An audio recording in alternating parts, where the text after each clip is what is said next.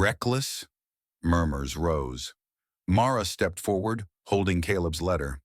My son wrote, Mom, tonight I can sleep without my rifle. Why can't you see that? AOC froze. Questions piled on. Why was her outrage absent during Biden's strikes? Her talking points crumbled. Live feeds declared, press conference backfires. Social media turned against her, with hashtag show the proof trending. At the White House, Vance answered a call from Corporal Caleb Jensen, Mara's son. Sir, Caleb said, for the first time in months I can sleep. You saved us before anyone knew we were in danger. Vance's voice thickened. It was the president's call. I just explained it.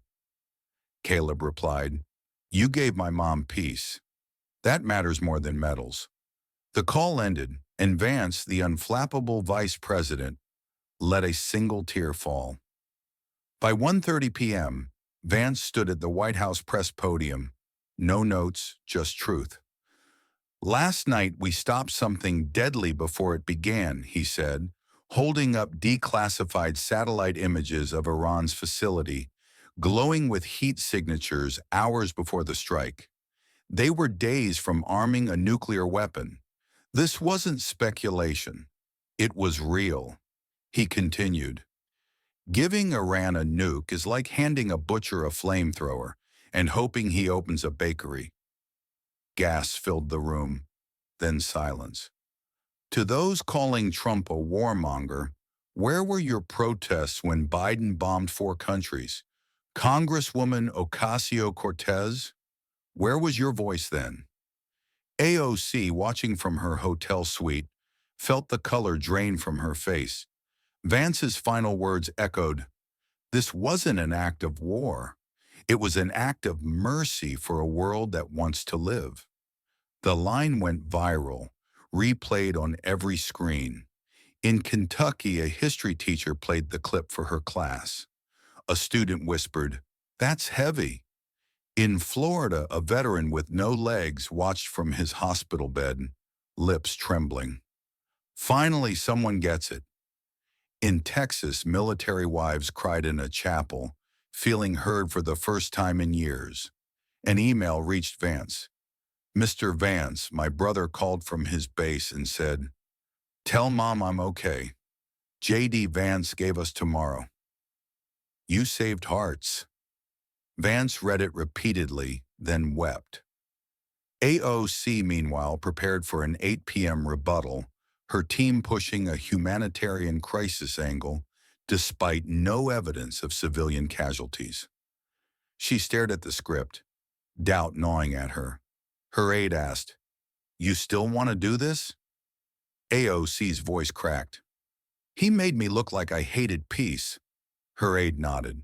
That's because you didn't fight for it. For a moment, AOC whispered, Maybe I was wrong. At 8 p.m., AOC's address began under a red banner. Emergency address. She claimed a humanitarian crisis, but new satellite images showing no civilian housing undermined her.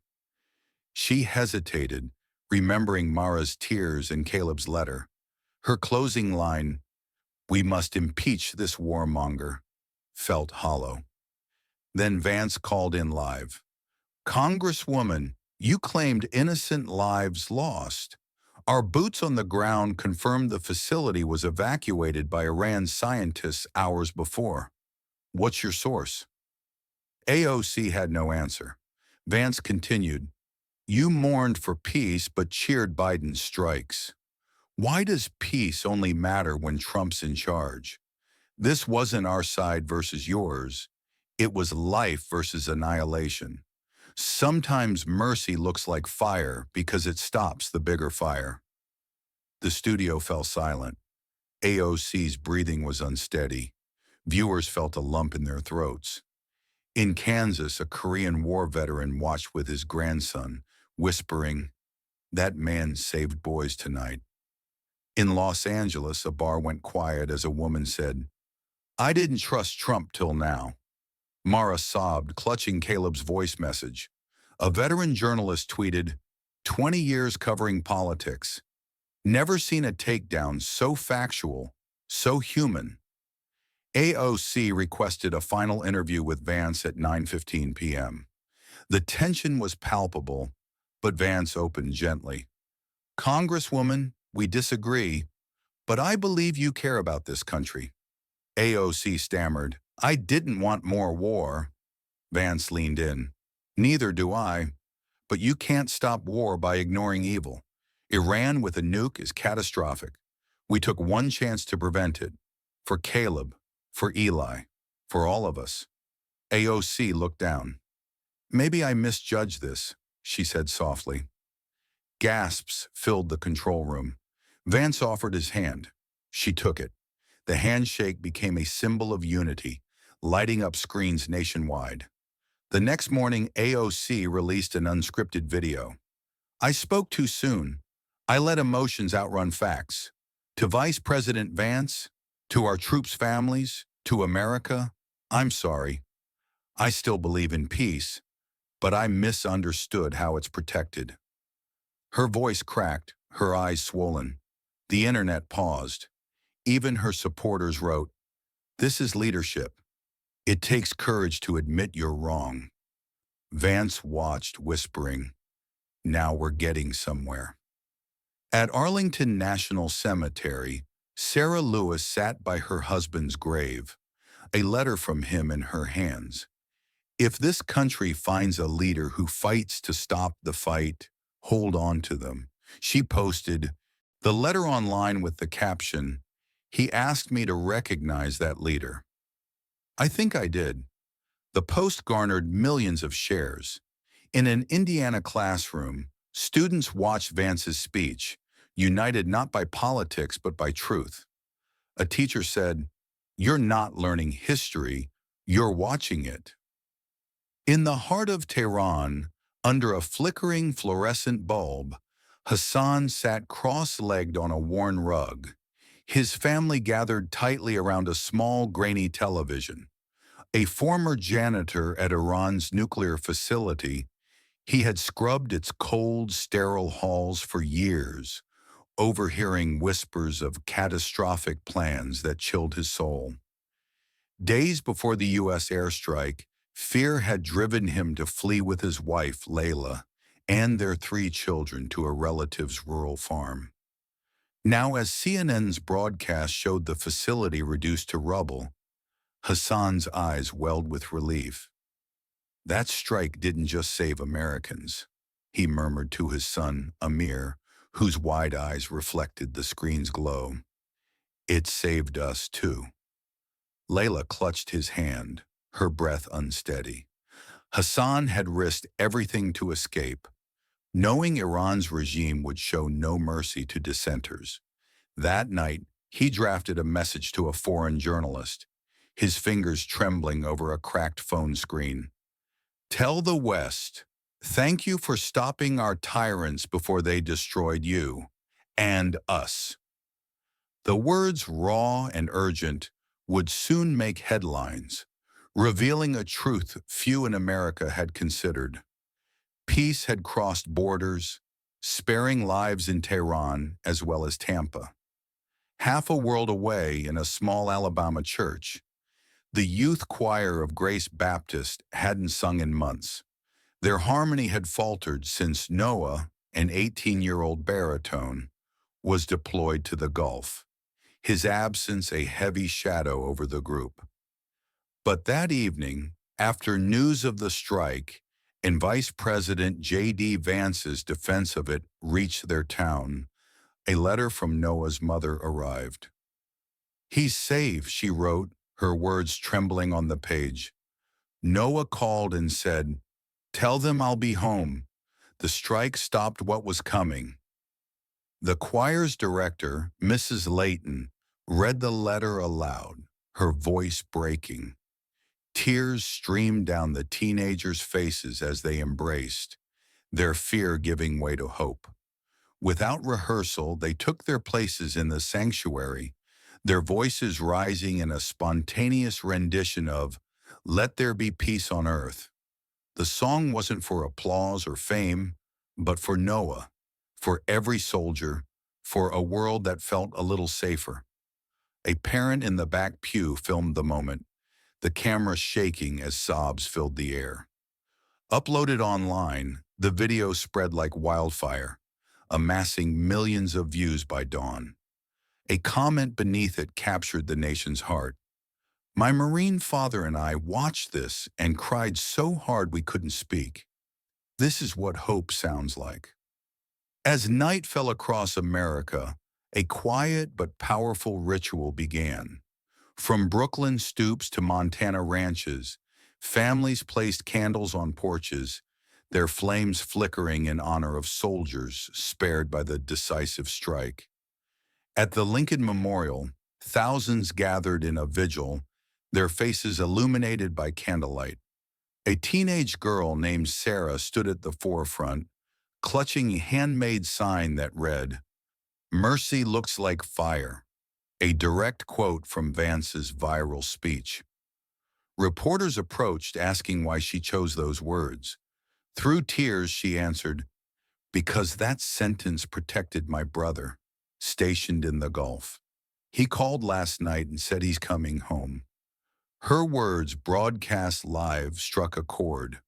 Drone footage captured a breathtaking sight, a ribbon of candlelight stretching from coast to coast, connecting cities and rural roads like an illuminated heartbeat. In the White House, President Trump watched the vigil on a muted television, his wife Melania by his side. His voice faltered as he spoke. This is America when she believes again. Melania placed a hand on his shoulder, handing him a candle sent by a Texas school, its note scrawled in a child's hand. "Thank you for giving us tomorrow." At dawn, an unexpected scene unfolded along the Potomac River. Congresswoman Alexandria Ocasio-Cortez, AOC, and Vice President J.D. Vance stood side by side, each holding a single white rose. The air was crisp, the sunrise painting the water gold. No cameras had been invited, but a lone photographer captured the moment as they laid their roses on the river's surface, a silent tribute to lives nearly lost. AOC, her face raw from a sleepless night, spoke first. "Yesterday, I let fear guide my words. Today, I choose courage guided by truth." Her voice trembled, but it carried a newfound resolve. Vance, his expression soft but steady, replied, "When truth wins, we all do." Their handshake, framed by the rising sun, was simple yet profound, their shadows merging into one on the riverbank. News of the gesture spread rapidly, captioned online as "Sunrise of Forgiveness." Even cynics paused, one writing, "If they can stand together after yesterday, maybe we can too." In Tehran, Hassan's children watched, the clip on their satellite TV asking, "Baba, is that what peace looks like?" He smiled, tears shining. "Yes, my loves, exactly." By mid-morning, the nation tuned in for a historic joint address from the White House. President Trump stood at the podium, flanked by Vance and, in a stunning move, AOC. Trump spoke first, his voice uncharacteristically subdued. "Last night proved America's greatest power is not her weapons, but her heart." He stepped back, yielding to Vance, who faced the cameras with glistening eyes. "Letting Iran build a nuclear bomb," he repeated, his voice resolute, "is like handing a loaded gun to a suicidal terrorist and calling it peace." The sentence that had silenced a political storm now sealed a national healing. Applause thundered through Suppress Hall, spilling into streets where millions watched on jumbo screens, some waving flags, others wiping tears. AOC approached the microphone briefly, her voice barely above a whisper. "Amen," she said, joining the standing ovation. The gesture was small but seismic, a public acknowledgement of her shift.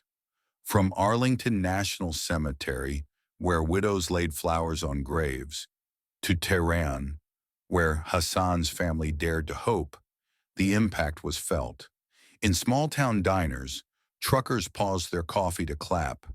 In classrooms, students watched history unfold, their teachers explaining, "This is what unity looks like." The story of one bold strike, one fearless sentence, and one unexpected handshake became a living anthem across borders and generations. Truth, spoken with courage, had not only stopped a nuclear threat, but rekindled a belief that peace was possible, not through silence, but through strength.